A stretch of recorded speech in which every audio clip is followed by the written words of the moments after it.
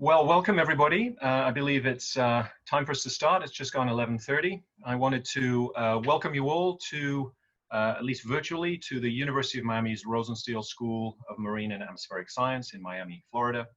And thanks for joining the second in a sort of summer series of climate cafes. This one's going to be about coral reefs, coastal resilience, and climate change. And really, this is a very kind of informal coffee shop style series of talks. I want everybody to imagine that they're sitting in their favorite coffee shop or bookstore, and we're having a kind of a set of informal presentations from faculty and students in the Department of Marine Biology and Ecology at the University of Miami's Rosenstiel School.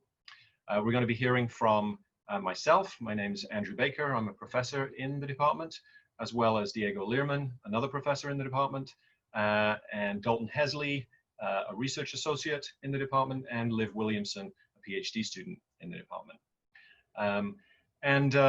Really, this is a chance for you to hear about the latest research occurring at the school to do with coral reefs and climate change, to hear about some new initiatives that we've got started, consortium partnerships that we've got with various other institutions around the region, and really how we're trying to address the challenge facing South Florida's coral reefs. So we're going to be giving a series of short presentations, about 10 minutes each of us, and then we'll follow those sessions with an opportunity for you all to ask us questions. You can go ahead and do that in the Q&A sort of box at the bottom of your screens. You can either wait till the end to put those questions in, or you can sort of type them in real time, and we will moderate them at the end. So I think with no further ado, I'm going to go ahead and get started. I'm going to share my screen and put up my talk. And once again, welcome. So here at the University of Miami, we actually have a very long history of coral reef research. And that's really a result of the way that we were founded and the people that founded us, in particular the person that founded us, as well as obviously our geography. We were founded by F.G. Walton Smith in 1943, who was a young 30-something British marine biologist from Bristol, who had a passion for coral reefs, a passion for Florida and its coastal marine ecosystems. And he actually became a reef biologist, a coral biologist of note, famously wrote Atlantic reef corals in 1948 after founding the school. This was a kind of a state of the science taxonomic guide to the species of reef corals that were found in Florida's waters especially.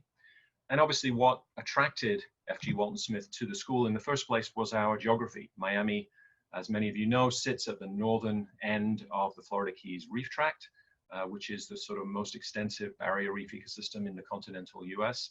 And of course, we're part of a major metropolis. And so it means that we have all of the facilities and infrastructure that a major city can bring to bear, while still having coastal reef ecosystems in our backyard, so to speak.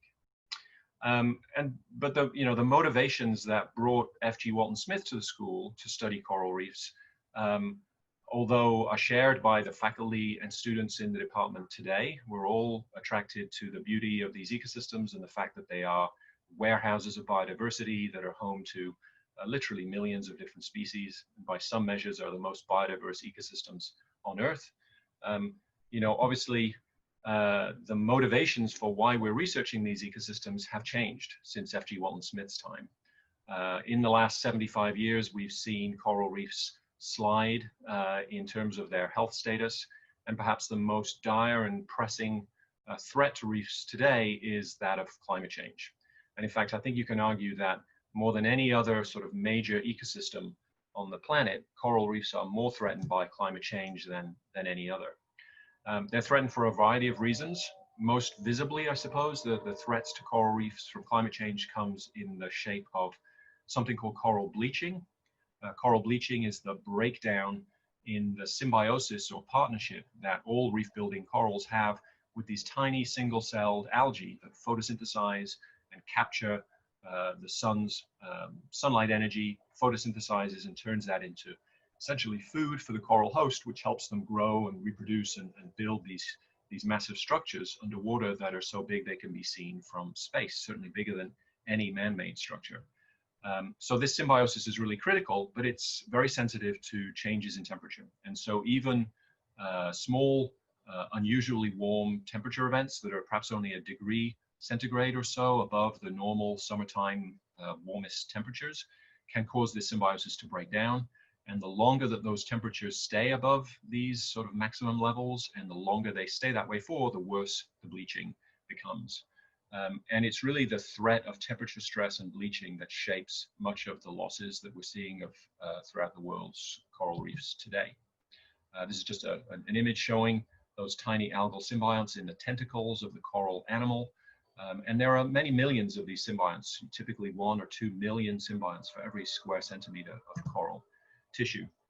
Now, a bleached coral can recover its symbionts. There's a photo in the bottom left there you can see of a recovering coral. So a bleached coral is not a dead coral. And providing temperatures return to normal, corals can recover from bleaching. So it's not necessarily a death sentence. But unfortunately, climate change is getting so badly that often these episodes of mass coral bleaching that we're seeing are turning out to be fatal for many of the world's corals. And we're starting now to see increasingly dramatic, increasingly severe episodes of climate change that I suppose many of you have probably heard on the news that are causing corals to not only bleach, but go ahead and die, which is what you see there in the bottom right, which is living corals or once living corals that are now dead and covered with sort of a dirty looking turf algae that is the new inhabitant of the reef. So you'll have seen the headlines. The Great Barrier Reef in particular has reached the public consciousness, I think, over the last 4 or 5 years, with, by some measures, perhaps 50% of the shallow corals of the Great Barrier Reef dying as a result of a series of really bad, severe bleaching events. Spatially, there's no part of the Great Barrier Reef that has escaped bleaching at this point in time, so there are no more sort of pristine sections. And closer to home, climate change and bleaching events is also affecting Florida's reefs. We are also seeing back-to-back seasonal annual bleaching events that are acting sort of like a death by 1,000 cuts. And on top of these climate change effects, we're also seeing the devastating effects of a new and somewhat mysterious coral disease called stony coral tissue loss disease. And in the midst of all this, scientists are wondering, well, you know, what can we do to counter these effects of climate change that are becoming more severe? And in light of really this crisis, the US National Academy of Sciences recently convened a committee of experts to try and review all of the different approaches that 21st century science could bring to bear on this problem, and to try to sort them into things that are perhaps feasible and worth trying versus things that need more research versus things that, you know, we should perhaps shelve for the time being, and to really make some recommendations to scientists around the world as to what sorts of interventions could we begin testing in a concerted sort of international effort to try to save coral reefs. And I'm here today to give a little quick overview of what those methods are, and then I'll be passing them over to the other speakers to really talk about the ways that some of these interventions and other strategies are being used in Miami to help save Florida's reefs. So this committee report from the National Academy of Sciences, I was a member of this report, and we sort of divided our interventions into 4 categories. They include things that we call population and community type interventions. And one example of this might be the assisted migration of corals, or moving corals from warm areas, naturally warm areas, into areas that are slightly cooler, but which we're expecting to see warm. And this would be a way of helping new genotypes that are perhaps more thermally adapted, helping them reach these cooler areas where perhaps they're going to do better than the native corals. And the idea here is perhaps we can assist with that movement by translocating corals from one location to another. That's one example of that kind of intervention. Another example is physiological interventions, and an example of this might be stress hardening of corals. So this is sort of artificially exposing corals or growing them in environments which are unusually stressful, as a way of kind of toughening these corals up, or toughening up their algae or other partners that make up the coral reef organism, and toughening them up in a way that helps them survive future stress. So it's sort of the tough love approach. The third type of intervention were genetic and reproductive interventions. And an example of this would be captive breeding of corals, or selective breeding, breeding together two parents that have traits of interest. Maybe one is thermally tolerant and one is particularly well suited to the environment where you're going to grow these corals.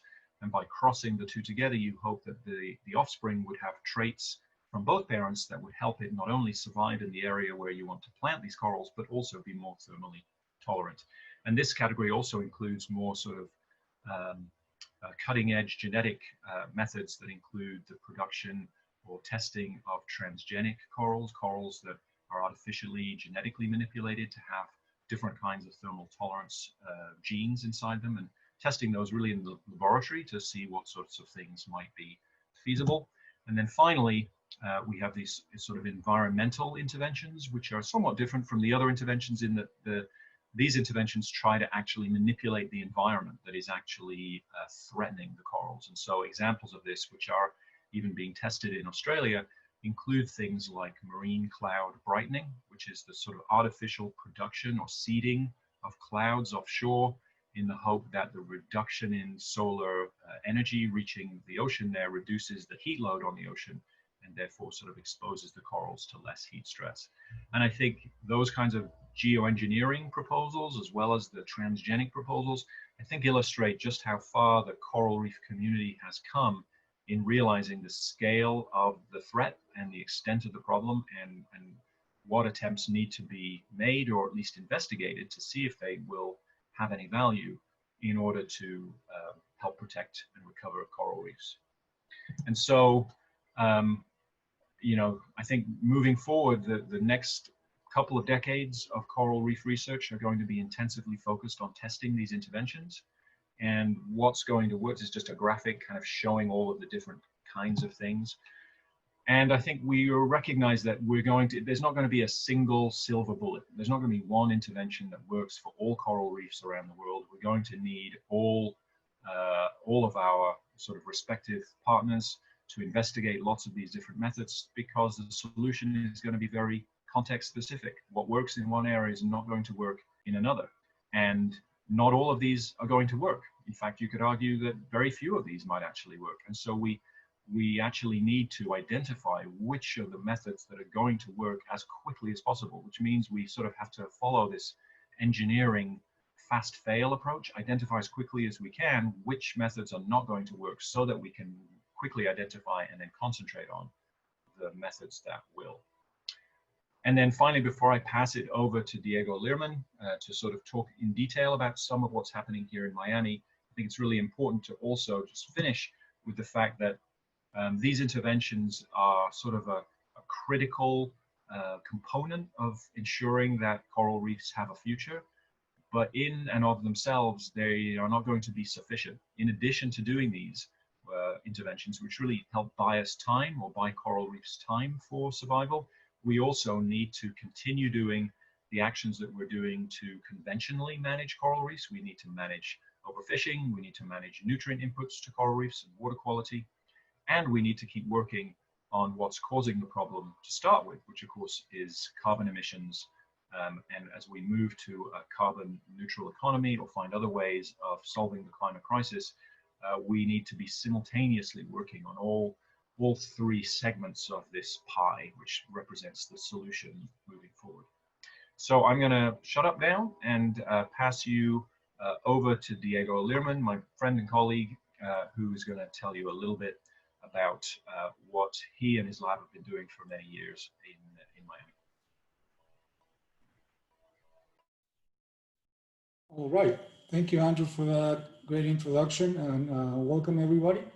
Thanks for taking some time off your busy days to join us as we describe the tools and techniques that we have developed over the past 10 years or so to try to help restore some of the beauty and structure of our beloved coral reefs here in Florida and elsewhere. I'm going to share my screen now.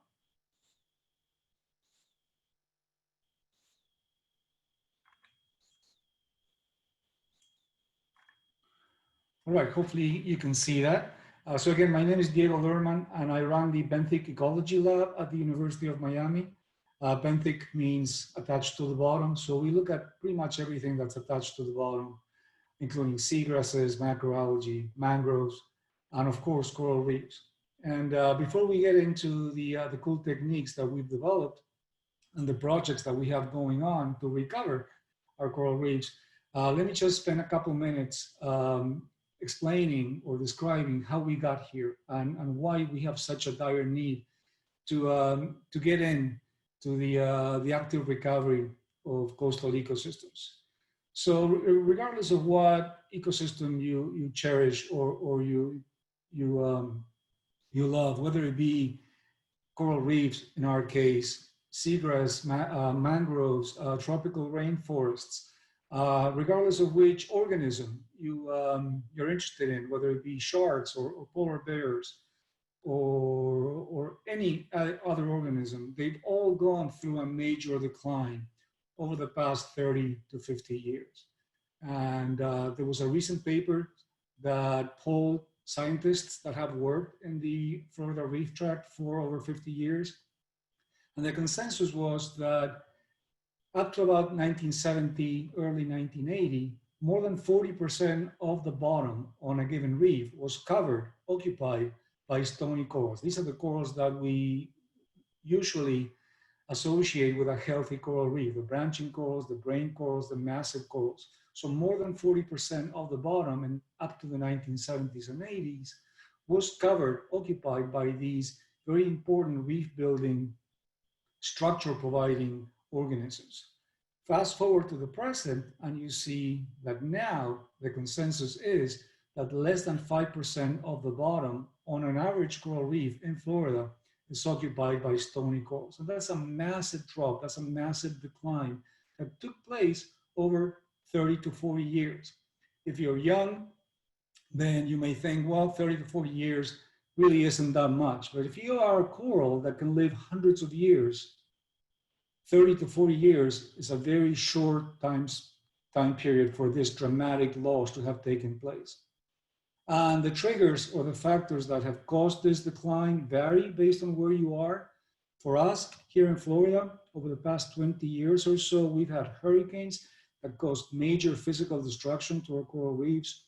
Andrew mentioned coral bleaching. We had the first ever recorded back-to-back bleaching years in 2014 and 2015. And more recently, starting in 2014, this disease that's decimating the coral reefs here in South Florida, and now expanding into the Caribbean as a whole. So again, the triggers, the factors vary based on where you are. If you're calling from Jamaica, you may think that's the hurricanes or the overfishing or the eutrophication. So again, these triggers are common, but their relevance and importance and sequence varies based on where you are. Nevertheless, this is where we are today, with just a fraction of our bottom occupied by stony corals. So what happens when you lose these corals? Again, these are the reef building organisms within reefs. The structures that Andrew described are built by stony corals. You lose the corals, you lose the structure.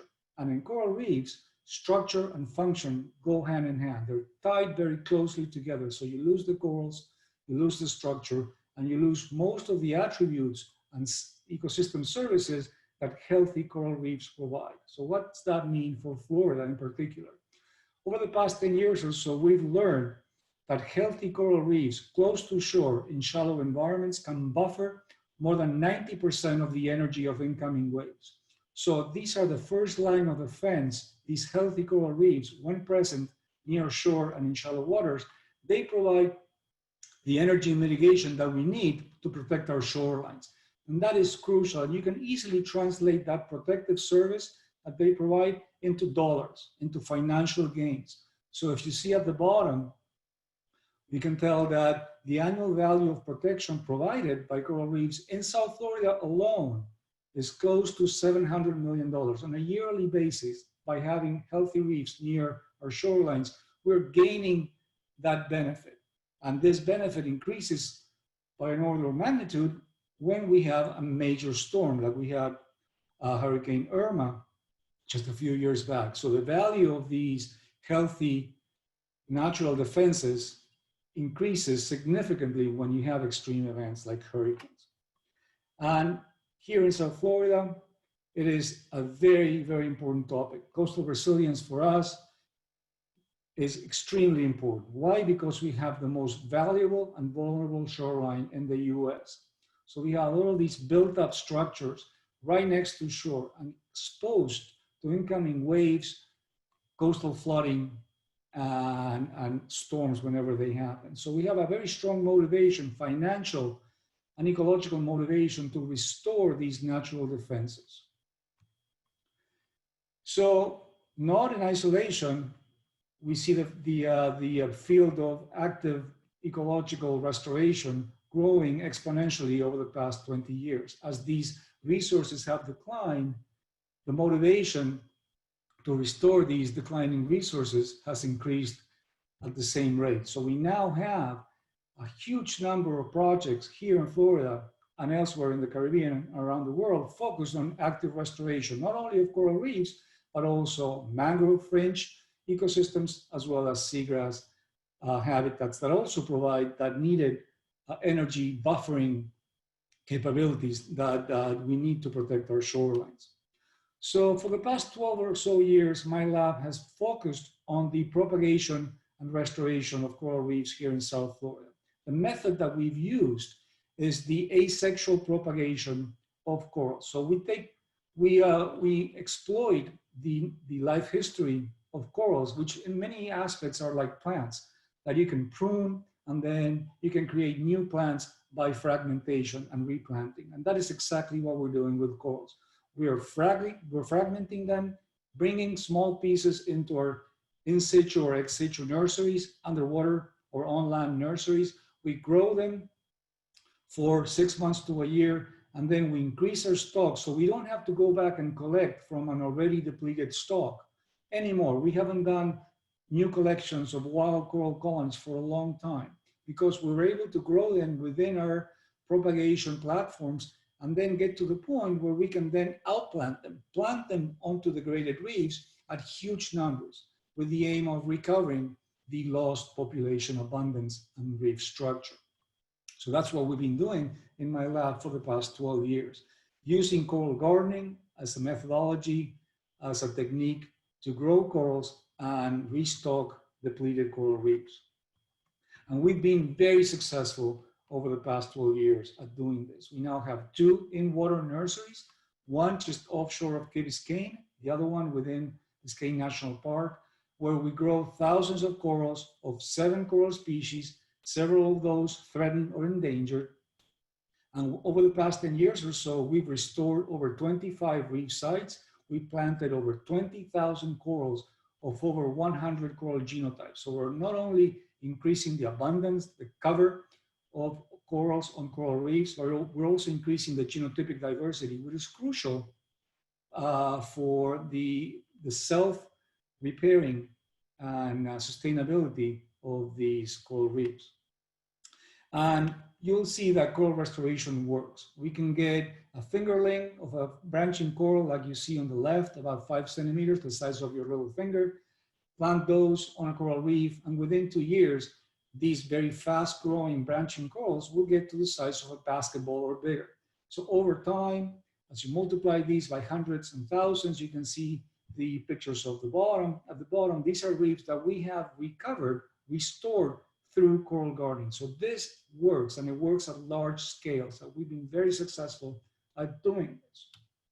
However, several challenges still remain. As Andrew mentioned, coral bleaching is a major source of disturbance. We've also had hurricanes. So these corals, once planted, they become part of the reef. They're just natural components of the reef. So there's so much we can do ahead of time. Once we plant them, then they're there exposed to the environment. Much like, many of you guys have probably dropped off your kids at college this past week.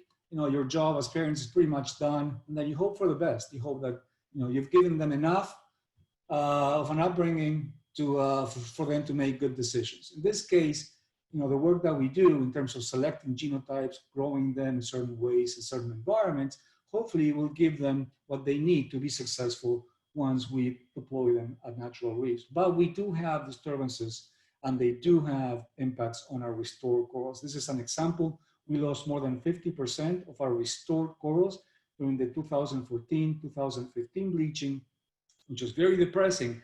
But we also learned from this event. We learned that there's certain combinations of genotypes, coral genotypes, and environments that maximize the survivorship of this coral. So not every single coral died. So we're learning from the survivors, and we're using those pieces of information, data, to build a better restoration framework. So what's next for us? And this is extremely exciting for us, because we realized that even though we work very hard individually and we're very successful individually, we really can't achieve full ecosystem restoration if we don't bring together all of these techniques that are now being done in isolation into a single framework under the umbrella of our restoration hub. And that's what we've done with funding from the National Fish and Wildlife Foundation, as well as other collaborators. We've come together. We brought together practitioners working on different techniques to help restore the reefs of Miami-Dade County and Broward County. So this is what we call our South Florida Coral Reef Restoration Hub. From coral colonies to coastlines, this is a multi-million-dollar investment that the federal government is giving us the opportunity to collaborate and combine our efforts to restore our reefs. So we're working on 4 pillars. Restoration, we've described that, and Liv, who comes after me, will describe the sexual restoration techniques that we're applying. Adaptation, something that Andrew mentioned already, stress hardening corals, moving corals around in a selective way to enhance their resilience. We're working on coastal resilience, restoring reefs so that we can protect our shorelines. And we're also expanding our reach through education and outreach and citizen science. And that is what Dalton Hesley will discuss in a few minutes. So what are our goals? Very briefly, I'll plant a whole bunch of corals onto a whole bunch of reefs, including sexually and asexually propagated fragments, increasing the connectivity and diversity of our coral populations. We're also working to mitigate the impacts of this disease that Andrew described, to increase the recreational opportunities, because we're restoring reefs for people. We need to be able to have healthy reefs for the local economy as well as for coastal protection. We're also boosting the climate resilience of restored corals, so we're not just planting the next wave of climate victims. We're working with these corals, their physiology, their genetics, to make sure that we maximize their chances of survivorship come the next bleaching event or the next hurricane. And we're also working to develop hybrid artificial reefs that combine gray infrastructure, mainly cement-based, with green infrastructure, with the corals that we grow within our nurseries.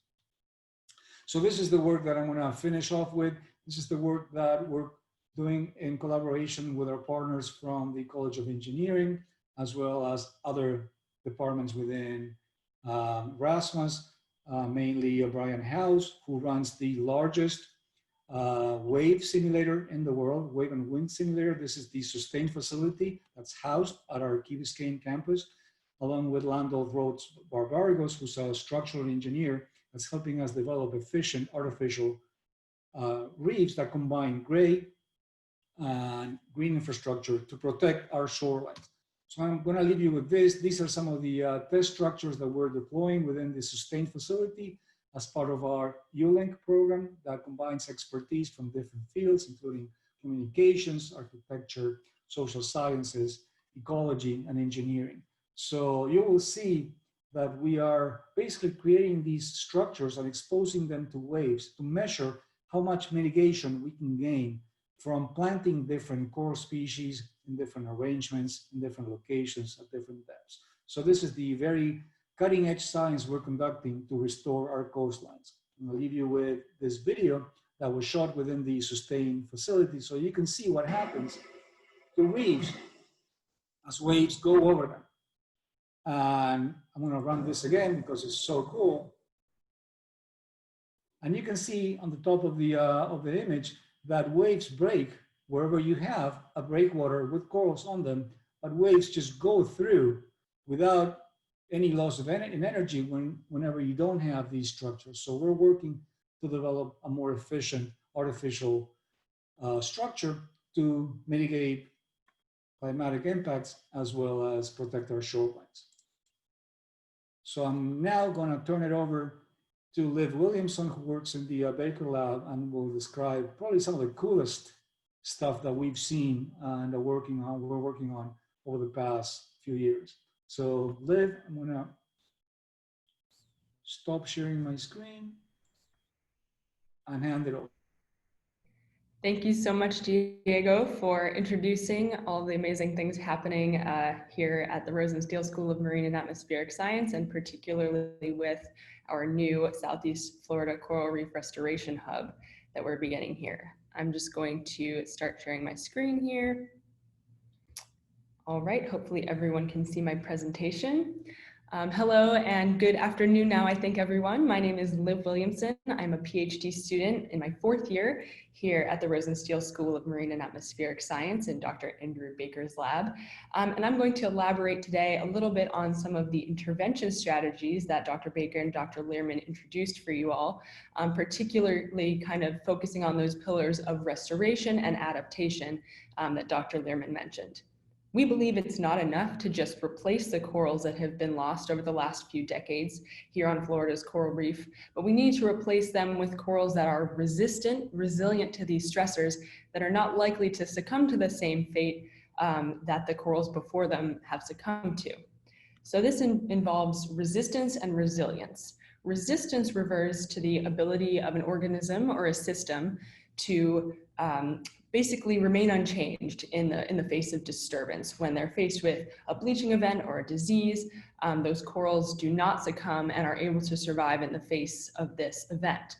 And then another pillar that's very important is resilience, the ability of that organism or that ecosystem to bounce back, to recover after a disturbance and get back to its previous state, to maintain its ecosystem function and ecosystem services that the ecosystem and that we as humans rely on. So there are a few different ways that corals can do this. Actually referring back to something that Diego mentioned recently, that when a bleaching event comes through, he noticed that certain corals did become susceptible to the disease and die, but other genotypes, other corals did not bleach and survived. We want to target corals that we've observed to survive and resist bleaching events or disease events that we suspect are resistant to some of these stressors and incorporate them into our restoration pipelines. We want to make sure that we're propagating these resistant colonies, fragmenting them and incorporating them into our coral gardening approach, and then planting them all over the place in reefs in Miami-Dade and in Broward, so that we're making sure that we inject this heat tolerance or this disease tolerance, whatever the targeted trait is, onto these reefs so that they're likely to survive the next time one of those events comes through.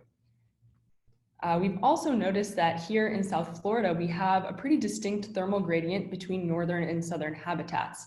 We're north in Broward County. The water is actually on average a little bit cooler than the water in southern Miami-Dade and in Biscayne Bay.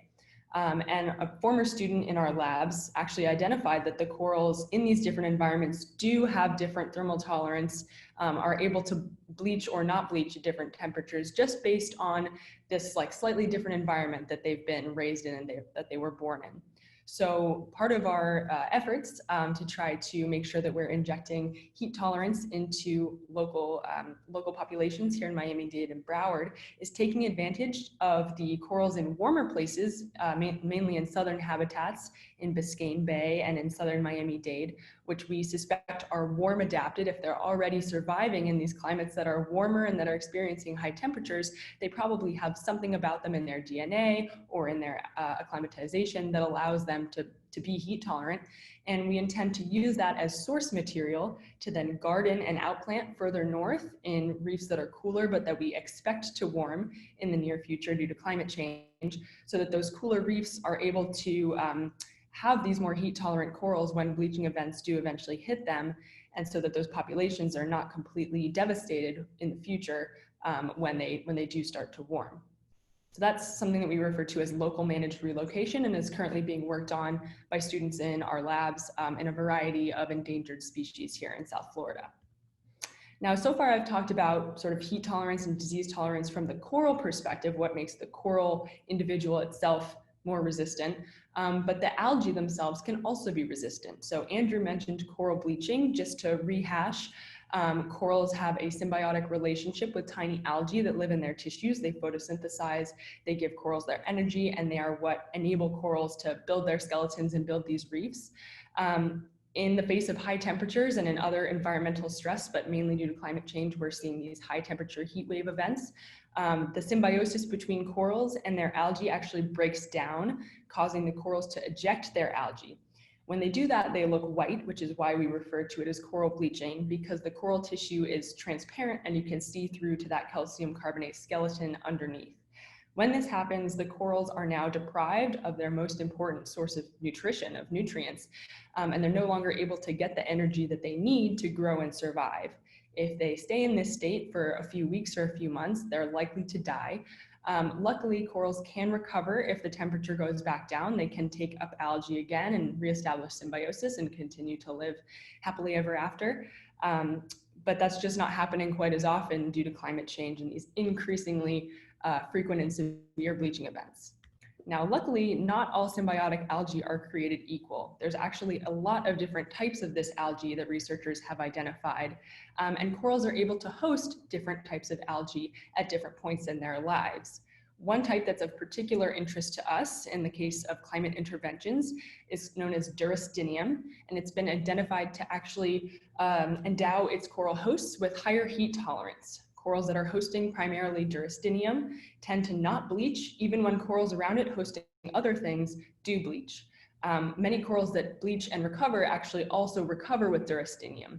And in this case, that allows these corals to not bleach when they're faced with future heat stress or have a higher bleaching threshold. It takes a higher amount of heat stress, a higher temperature for a longer amount of time to cause them to bleach.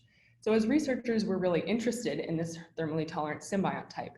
And for the last several years, the Baker Lab in particular has been focused on trying to inoculate coral fragments with this heat tolerant symbiont in a process that might be referred to as pre-exposure or stress hardening, so that the next time that they see heat stress, they won't bleach, or it will take a much higher level of stress for them to bleach.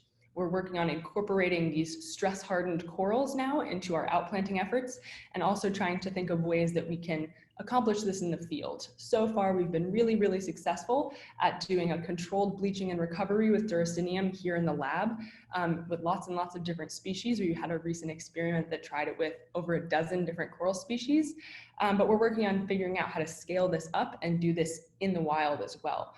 Potential avenues for that might be a tissue graft, basically introducing Durastinium into a small fragment of a coral and then planting it into a bigger coral in the wild in hopes that it will spread throughout that coral, or actually pre-exposing corals to sort of a warm and stressful environment in the wild, for instance, by building a nursery in a shallow, warm area, which might naturally help those corals acquire Durastinium before we then outplant them elsewhere.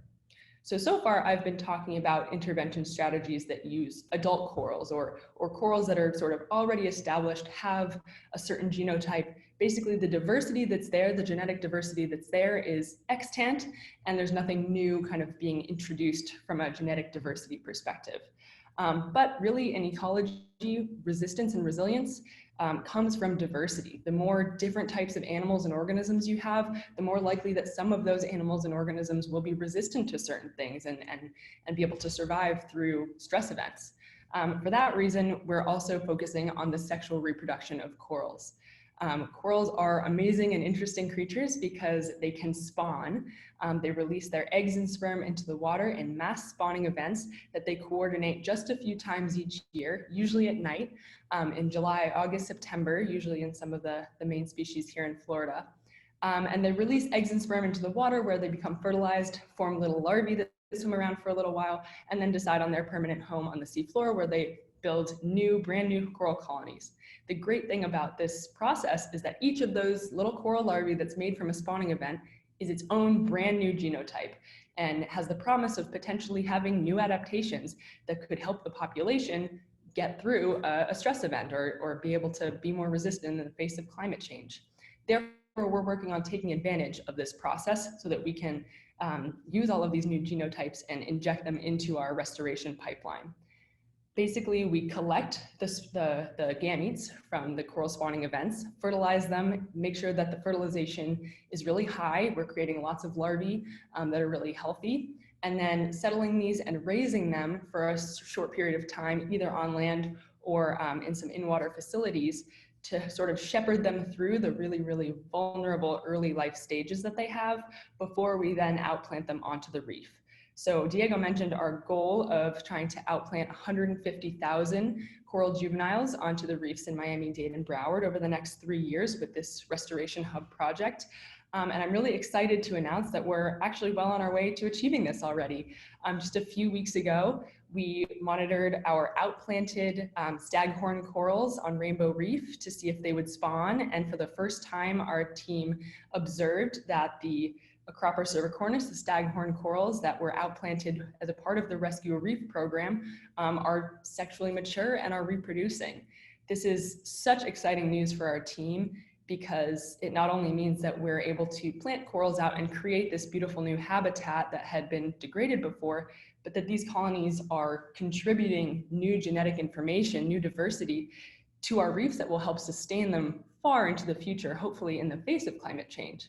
We not only saw our outplant spawn, as you can see in this photo, but also some of the larger colonies at the nursery, including, I believe, 20 different genotypes.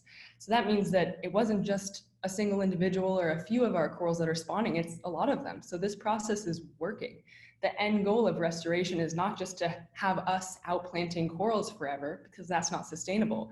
We want to kickstart that population and then have it sustain itself by continually reproducing and fueling new generations that can establish themselves on our local reefs.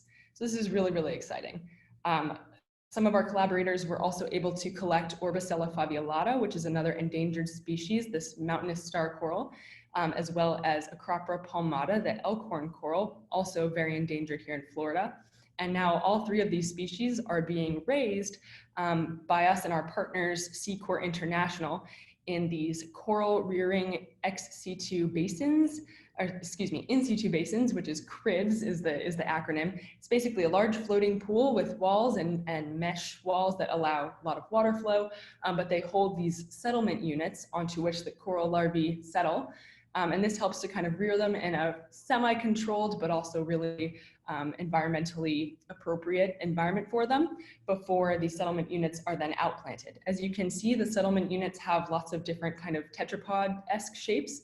So luckily we don't need to even use epoxy or cement or nails to nail them down. These are self-stabilizing units that make our outplanting efforts relatively easy. So over the next few months, we'll be outplanting these 3 endangered species and hopefully thousands of juveniles to local reefs that we've been working on here. So it's really, really exciting news for our team, and we're so thrilled to be doing this project. We want to make sure that the juveniles that we're putting out there are going to be robust and be able to survive in the face of the harsh conditions that they might face early on in life, especially because corals seem to spawn at some of the warmest times of year. As I mentioned, they spawn at July, August, September, which is the hottest time of year here in Florida. So really early on in their lives, they might be subjected to heat waves and thus bleaching events. As such, something that we're also working on before we outplant the corals is actually inoculating them with Duracinium, with that heat-tolerant symbiont that I mentioned before. And we've been successful in doing this so far with a few species. We've also confirmed that this symbiont does increase their heat tolerance. It allows them in some cases to live twice as long at a high temperature than those that are hosting other symbionts. So we're hoping to scale up this effort as well to try to inoculate the juveniles that we're planning out onto the reefs with this heat-tolerant symbiont so that they can hopefully resist bleaching early on in their lives. And then finally, another way to help create robust new generations is actually to selectively breed them. So there's some really, really cool and exciting new techniques to cryopreserve coral gametes. Cryopreservation refers to storing biological material at very, very low temperatures. In this case, it's usually 196 degrees Celsius, which is the temperature of liquid nitrogen. At these really low temperatures, all biological and chemical activity stops, which includes the processes of cell degradation and cell death. That means that things that are cryopreserved more or less stay alive. You can thaw them and they will be living still after years of being held at really low temperatures. So recently, some techniques for coral cryopreservation have been pioneered by Dr. Mary Hagedorn at the Smithsonian Institution, and we are now adopting some of those techniques to, for the first time, do cryopreservation of various species here in Florida and use that for selective breeding to try to rescue some of our populations here. It's very, very exciting because you're able to not only store the genetic material for a long period of time from various individuals in these populations that we're losing. So we basically store their genetic diversity for years to come in the chance that we might lose it due to a bleaching event or disease event. But being able to cryopreserve coral sperm in particular means that you can cross or selectively breed individuals that are too far apart from one another to actually breed in nature. It also means that you can really carefully choose which parents you want to be your parents to make offspring in order to hopefully create offspring with very specific traits that you're selecting for. In our case, it would be really helpful to take gametes from, take sperm from a parent that survived a bleaching event and those from a parent that survived a disease event and cross those together to create offspring, hopefully, that are both heat tolerant and disease tolerant. So this is a really exciting new avenue that we're pursuing and working on with all of the species and all of the reproduction events that we're doing as a part of our other restoration projects as well. So thank you so much for listening to me on all of our intervention strategies. I'm excited to hand it over to Dalton Hesley, who will be our last speaker, talking about how we're incorporating all these things into our reef restoration and also telling you about the amazing Rescue a Reef program. So let me just work on stopping my screen share. I think I did. All right. Thanks so much. Thank you, Liv. I appreciate that introduction. So good afternoon, everyone. As she mentioned, my name is Dalton Hesley. I am a senior research associate here at the University of Miami Rosenstiel School in Dr. Lirman's lab. But I also manage our lab's citizen science program called Rescue a Reef, which is our way to essentially amplify our impact and work towards actual social change. So that will be the focus of my talk today. So as you've heard, the history of restoration has started with the decline of coral reefs, right? So this is an actual photo offshore of Miami, but thankfully the field has made significant advancements to where we can actually restore these populations in a short amount of time, to the point that it actually transforms what that reef looks like in a matter of a year. But as you've heard, that doesn't necessarily mean success for our coral reefs and their recovery. There are some pitfalls of coral reef restoration. The first is that it can be quite costly to manage a coral nursery program, so you need the resources and able to sustain it. Second is that it can be labor intensive. That's a lot of individuals offshore, underwater, maintaining those nurseries and actually transplanting those corals. And as my colleagues have mentioned, it is conditional on us addressing these stressors that coral reefs are facing. So these restoration efforts may be for naught if we're not also simultaneously looking at the stressors that have caused that decline in the first place. And as you've heard, largely predicated on our carbon footprint. So unless we look at that critically, we may only be buying time instead of ensuring that sustainability. Nonetheless, there are significant applications for coral restoration. As you've heard, the first is recovery, and that's not just for one species, staghorn coral. We have seen success with other types of corals as well. It's also an incredible platform for research. You've heard of the cutting edge things that we're doing here at the Rosenstiel School to identify coral resistance and resilience. And if it wasn't for the field of coral restoration, many of these research projects wouldn't be feasible. But having these nursery stocks and these technologies for replanting corals has allowed us to ask some really interesting questions and find some really interesting solutions. But my focus will be on the ability of coral restoration to actually produce a citizen science project.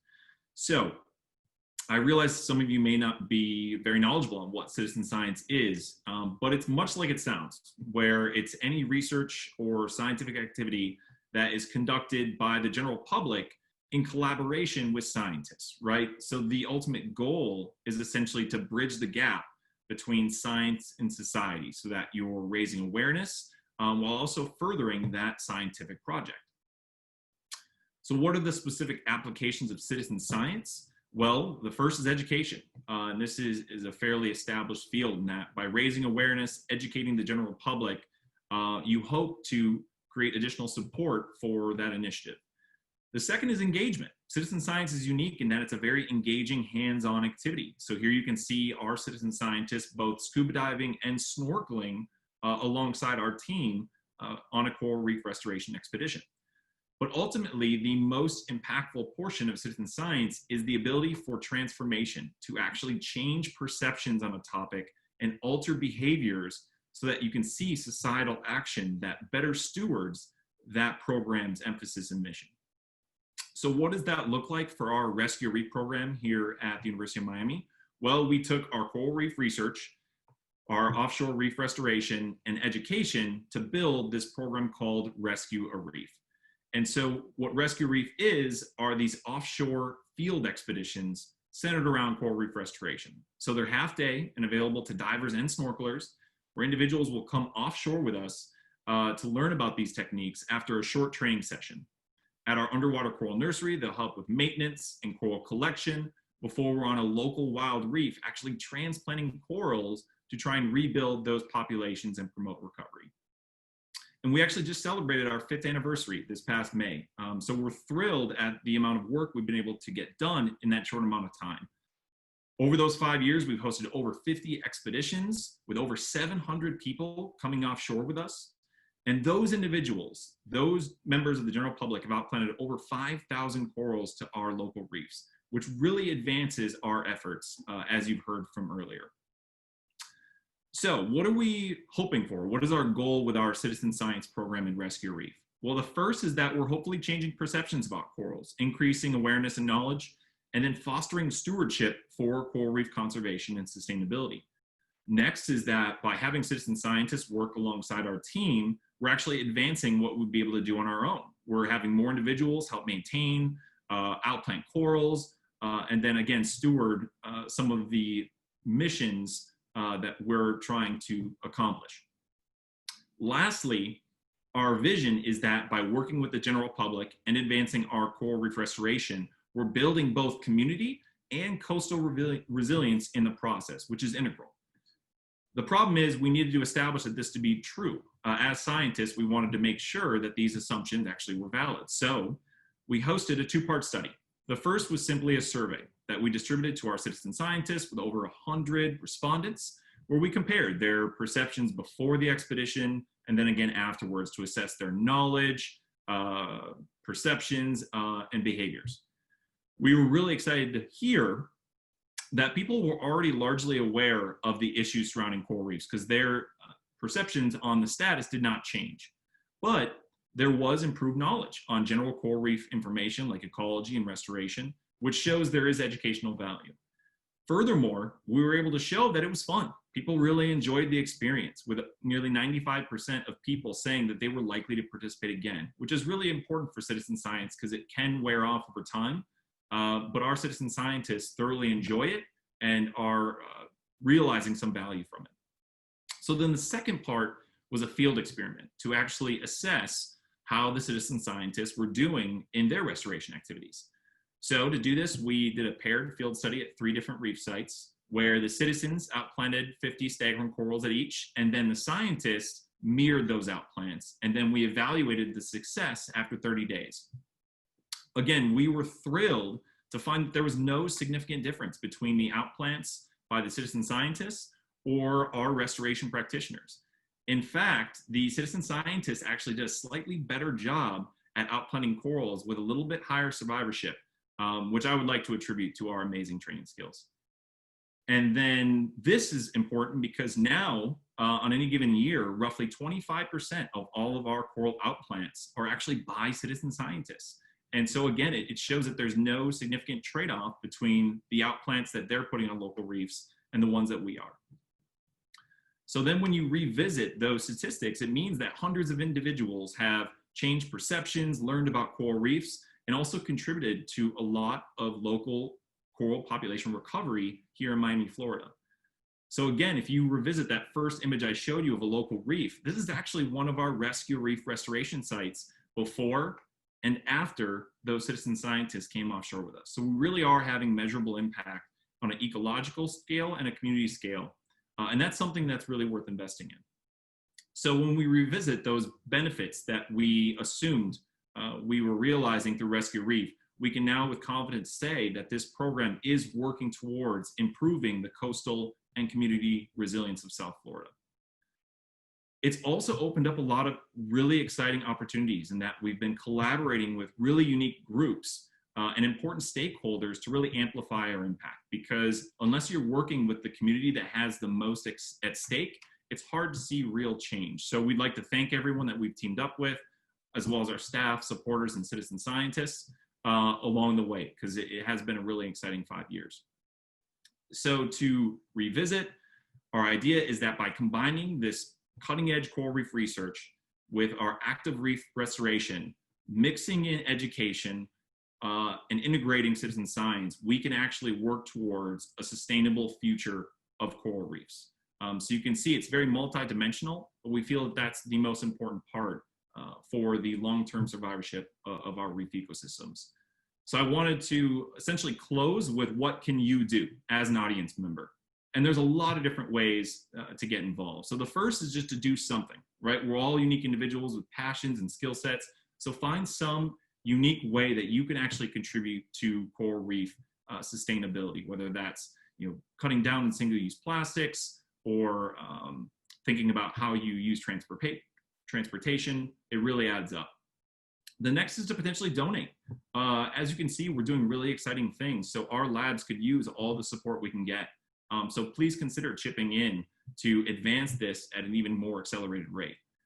The last is to dive in. If you're a diver or snorkeler who's interested in getting your hands dirty, please feel free to look us up. We'd love to have you offshore. So with that, I will pose our contact information so you can hopefully take a screenshot or a photo. So first is Dr. Andrew Baker in the Coral Reef Futures Lab. Next is Dr. Lirman of our Rescue Reef Lab. But then I'll also include our social media handles, because both Dr. Baker's lab, our Rescue Reef Lab have social media pages, but also the Southeast Florida Coral Reef Restoration Hub has a dedicated social media page. So you can keep up to date on all those projects and those milestones. So with that, I'm going to stop sharing my screen and then pass it over to Dr. Baker, who will be moderating a question and answer session. Thanks, Dalton, and thanks, Diego and Liv, for those great presentations. I think it's been a great overview of everything that's been going on. I've been monitoring the Q&A chat box at the bottom of the screen, and we've all been sort of answering some of those questions in real time by text. But I've left a few of them that I think are worth discussing maybe, or answering live, and so I'm going to go through those. And I think I've kind of got one question here for each of us. So I'm going to start with Diego.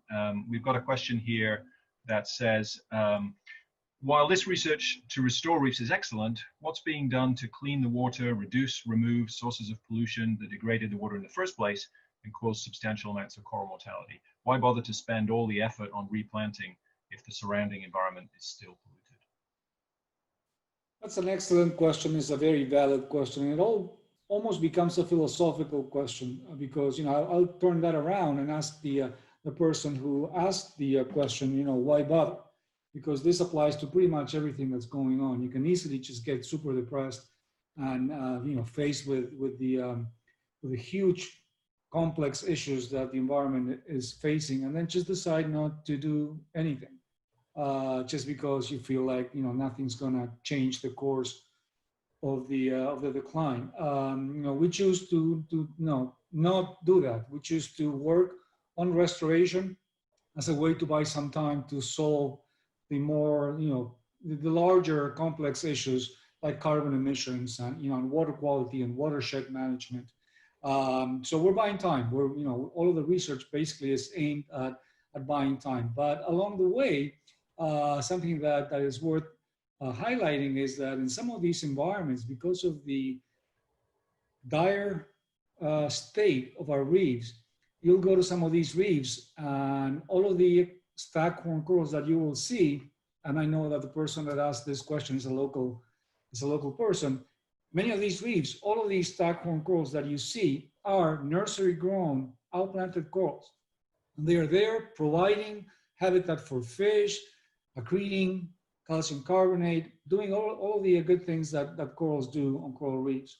So we're buying time, but at the same time, we're building up slowly our population numbers. Many of the processes that work on reefs have thresholds. And we now know that for calcification, we need a threshold amount of corals on a reef. So by planting these corals, we're not only providing fish habitat, but we're also providing the reef with a chance to accrete and catch up to sea level rise. That is not to say we shouldn't do anything about all of the other drivers that are still out there, and that is a very valid concern. And we are all individually and as a group working to fix the problems that we face. Through the work of local NGOs and national NGOs, through the political system, we're all doing our part to try to clean up the Everglades, to connect the watershed, to enhance the quality of our local environments. But I think you can faced with the choice of being paralyzed by the magnitude of the problem, and doing something about it, we choose to do something about it to the best of our capabilities. Great, thanks, Diego. So the next question, I'm going down through the chat, is one I think I will take myself. And it's a question that says, is it possible to seed reefs in the long term through hatchery programs in a similar way to the Pacific Northwest, where they work on salmon breeding programs? And this question is, really about, does the technology exist? And I'm super interested in this question myself. It's a great question. And I'm happy to say that actually fairly recently, within the last 3 or 4 years, the technology has been developed to artificially spawn corals in the laboratory. And this was really pioneered in London at an aquarium called the Horniman Aquarium by someone named Jamie Craggs, who was able to spawn a number of coral species from the Indo-West Pacific in these artificial conditions. And the ability to do that actually, as you're alluding to, allows you to think about how to breed corals of the same species together and to generate more genetic diversity, and then hopefully grow out those larvae and use them to seed corals out on the reef. And since that initial discovery, there's now been a lot of interest in this technology. And the Florida Aquarium recently, over the last 2 years, has shown great success in doing this with a number of Floridian species. We have colleagues at Nova Southeastern University who are also doing this, and I'm happy to say that we're also beginning to do this in my own lab with 2 species of really threatened coral species. So it's a really exciting area, this idea of ex situ spawning, and I think it's actually going to be really key to some of these interventions and technologies as we go forward into the future.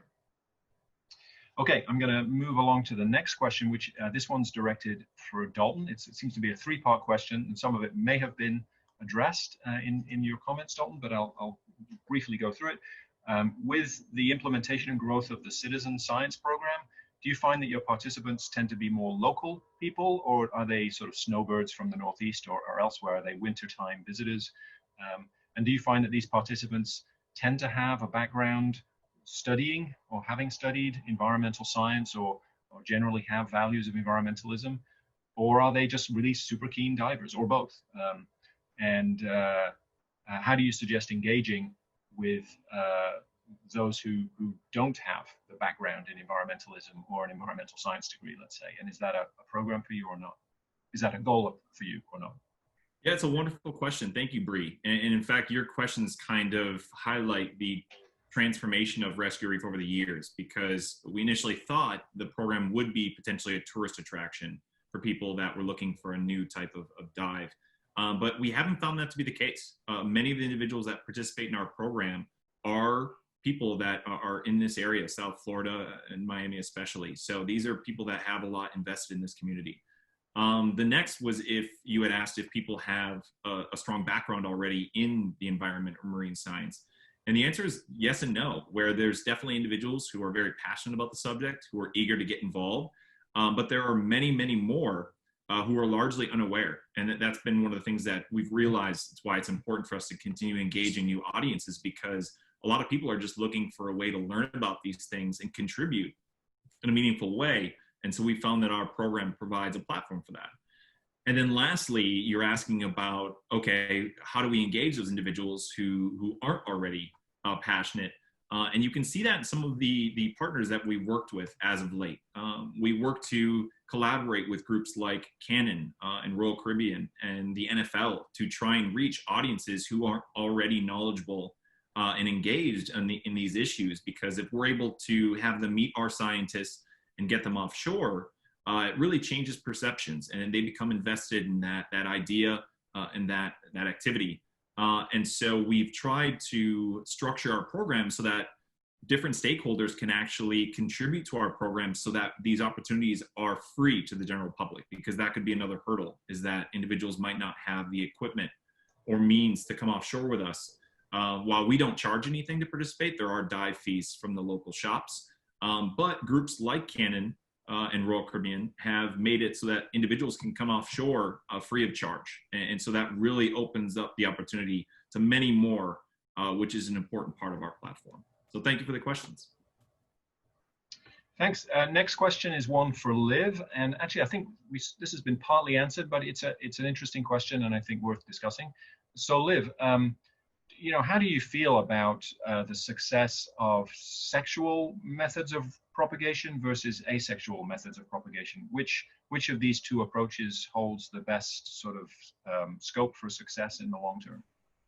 Thank you so much for that question. I would have to say, I think it's dangerous to say that any one thing, especially in coral restoration, is better or the key to success than another, particularly because there are such a myriad of problems facing coral reefs in kind of a lot of different ways that we need to address those problems and different efforts that we need to make. As Andrew highlighted in the proceedings of the National Academy, the National Academy of Sciences research review, there's kind of several different prongs that we all need to be looking into to address reef restoration and really make it work. So to me, asexual reproduction and sexual reproduction just have their own sort of different benefits. In particular, as I mentioned earlier, diversity is resilience in a lot of ways. That's kind of a common ecological concept that, the more corals you have with as much different genetic information from one another as possible, the more likely that some of those individuals will have the material to be able to survive when a certain stress event rolls through. So to me, for that reason, sexual reproduction is really important, and it's sort of underutilized so far. Only in the last few years, particularly with the events, the sort of advances of Sea Corps International, one of our partners in the restoration hub, the ones that have pioneered that crib structure and some of those seeding units to outplant lots of coral babies all at once. It's kind of been underutilized and is only starting to be really pioneered and used on a larger scale. But the advantage there is that corals spawn and create millions of larvae at once. And each one of those individual larvae is its own unique new genotype. And if we can shepherd it to the point of being a juvenile that recruits to a reef and survives, that's an exponential increase in the amount of genetic diversity that we have on those reefs that kind of can draw, the reef population can draw from in a bleaching event, in a disease event. However, juvenile corals don't have a good survivorship kind of trajectory. They have what ecologists call sort of type 3 survivorship, where a lot of them die very early on and not very few actually make it to adulthood. And while our interventions and our helping to rear them help them partially make it through that bottleneck, their survivorship just isn't as high as the survivorship of an asexually propagated coral fragment when we outplant it to a reef. Furthermore, it's going to take probably 5 to 10 years for a little tiny coral baby to go from, this small size to being something that's creating that habitat and that 3D structure that we really value, that creates habitat for so many other marine creatures on a reef. So we need those kind of adult fragments that are going to be bigger faster to create that side of things. So we really want the 3D structure and the coral cover that asexual propagation and outplanting gives us, but we want the diversity that sexual propagation gives us. So to me, I don't think one or the other is better. We just need both at once. Great, thanks. We've got more questions coming in. This one's for Diego. For restoration programs to be successful, you need stakeholders that directly benefit from the restoration and are ready to invest or pressure politicians for continued funding. Have you identified who such beneficiaries are?